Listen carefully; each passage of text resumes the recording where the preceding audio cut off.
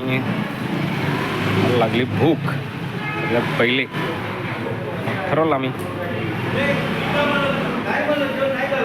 डोश्यावर ताव मारण्याचा निर्णय.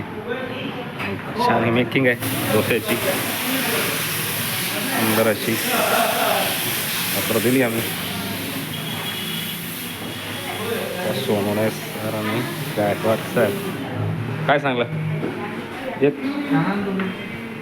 एक उत्तप्पा सांगितला आणि एक मसाला डोसा. आणि काय सांगायचं?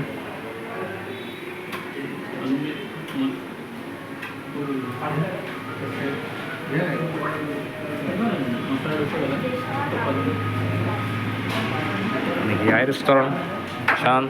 वडा आणि एक वडा सांबार वडा छान पैकी.